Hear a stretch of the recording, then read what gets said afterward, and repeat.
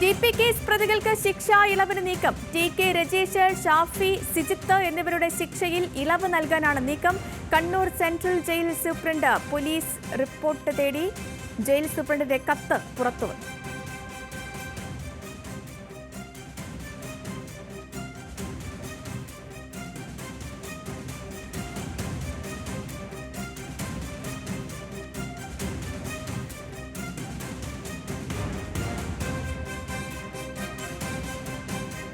ഷപ്ന സിയാദ് തുടരുന്നുണ്ട് ന്യൂസ് ഡെസ്കിൽ നിന്ന്. ഷപ്ന, അതായത് കേരളം കണ്ട ഏറ്റവും പ്രാകൃതമായ ഒരു കൊലപാതകം, അങ്ങനെയുള്ള ഒരു കൊലപാതകത്തിലെ പ്രതികൾക്കാണ് സർക്കാർ ഇങ്ങനെ തുടരെ ഇളവുകൾ അനുവദിക്കുന്നത്. ഈ ജയിൽ ഉപദേശക സമിതിയുടെ റിപ്പോർട്ടിന്മേൽ എന്താണ് പോലീസ് നിലപാട്? സേതുലക്ഷ്മി, ഇപ്പോൾ നമുക്ക് മനസ്സിലാക്കാൻ സാധിക്കുന്നത് സർക്കാരിൻ്റെ ഈ നടപടി ആസാദി കാ അമൃത് മഹോത്സവ് എന്ന കേന്ദ്ര പദ്ധതി പ്രകാരം തടവുകാരെ പുറത്തുവിടുന്നതുമായി ബന്ധപ്പെട്ട് റിപ്പോർട്ട് തേടുകയും അതിൻ്റെ അടിസ്ഥാനത്തിൽ ജയിൽ സൂപ്രണ്ട് പോലീസിൻ്റെ റിപ്പോർട്ട് തേടി എന്ന വിവരമാണ് നമുക്ക് അറിയാൻ സാധിക്കുന്നത്. ഇതിൻ്റെ അടിസ്ഥാനത്തിലാണ് ടി.പി. കേസ് പ്രതികളുടെ റിപ്പോർട്ടും പോലീസ് തേടിയിട്ടുള്ളത്. ഏതായാലും ഇതുമായി ബന്ധപ്പെട്ട് വലിയ ആക്ഷേപം ഇപ്പോൾ നിലനിൽക്കുന്നു. കാരണം വഴിവിട്ട രീതിയിൽ ടി.പി. കേസിലെ പ്രതികൾക്ക് പരോൾ അനുവദിച്ചു എന്ന കാര്യം നേരത്തെ തന്നെ ചർച്ചകളിൽ വന്നതാണ്, വാർത്തകളിൽ നിറഞ്ഞതാണ്.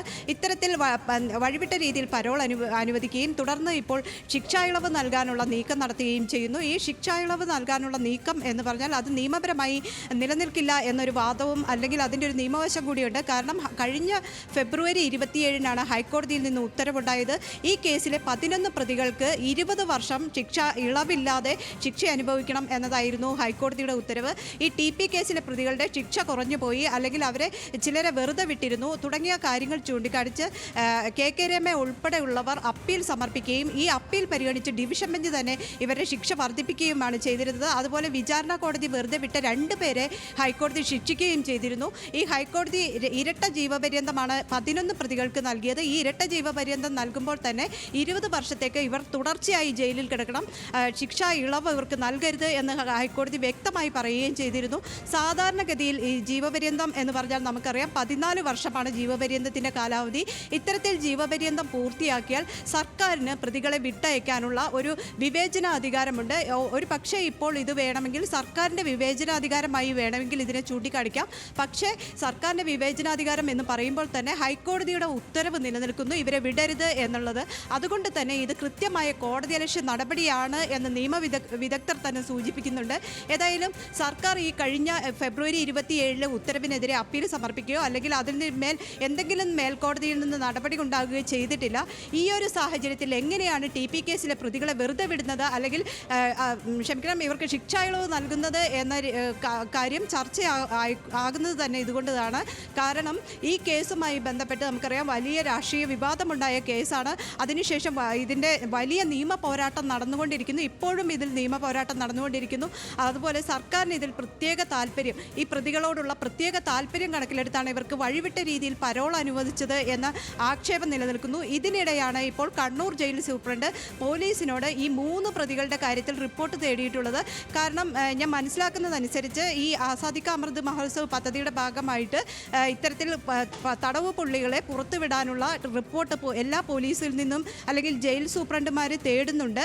അതിൻ്റെ നടപടിക്രമങ്ങളുടെ ആദ്യ ഭാഗമാണ്. എങ്കിൽ പോലും ഈ പ്രതികളുടെ, അതായത് ടി.പി. കേസിലെ പ്രതികളുടെ പേര് പോലും ഈ ലിസ്റ്റിൽ ഉൾപ്പെടാൻ പാടില്ല എന്നതാണ് വരേണ്ടതുള്ളത്. കാരണം ഹൈക്കോടതിയുടെ ഉത്തരവുണ്ട്. ഹൈക്കോടതിയുടെ ഉത്തരവ് നിലനിൽക്കുമ്പോൾ ഇത്തരത്തിൽ പേര് ഉൾപ്പെടുകയും പോലീസിനോട് ഈ റിപ്പോർട്ട് ആവശ്യപ്പെടുകയും ചെയ്യുന്നത് തന്നെ നിയമവിരുദ്ധമാണ്. അത് കോടതി അലക്ഷ്യമാണ് എന്ന വസ്തുത നിലനിൽക്കുന്നു.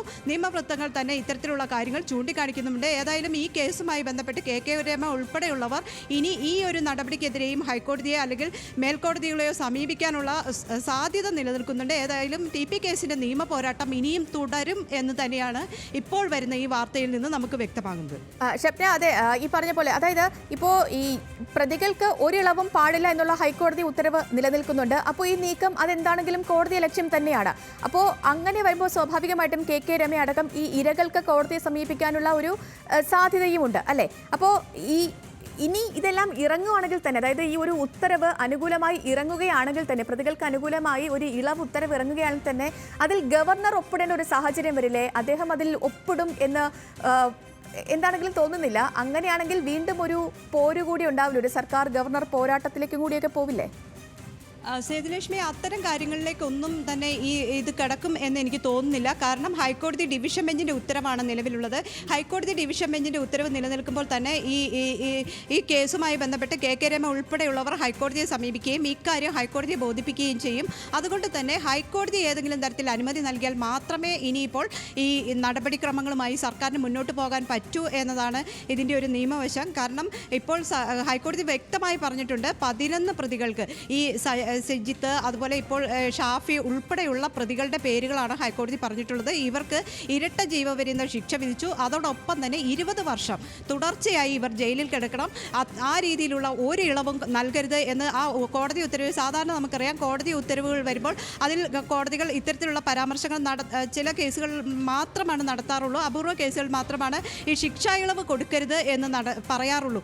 ഈ കേസിന്റെ ഒരു പ്രത്യേകത കോടതി തന്നെ ചൂണ്ടിക്കാണിച്ചത് ഇത് വളരെ ഗൂഢാലോചന എന്താണെങ്കിലും ഹൈക്കോടതി ഉത്തരവിനെ പോലും മറികടന്നുള്ള ഒരു നീക്കമാണിത്. ജയിലിൽ വച്ച് പോലും ക്രിമിനൽ പ്രവർത്തികളിൽ ഏർപ്പെട്ടിട്ടുള്ളവരാണ് ഈ പറയുന്ന ശിക്ഷാ ഇളവിനായി ഈ പരിഗണിക്കപ്പെട്ടവരെല്ലാം. അവർക്കാണ് ഇങ്ങനെ ഒരു ശിക്ഷാ ഇളവ് നൽകാൻ സർക്കാർ നീക്കം നടത്തുന്നത്. എന്താണെങ്കിലും TP കേസ് പോരാട്ടം അത് ഇനിയും തുടരും എന്നുള്ള ഒരു സൂചന തന്നെയാണ് പുറത്തു വരുന്നതും. ശരി, ഷപ്ന.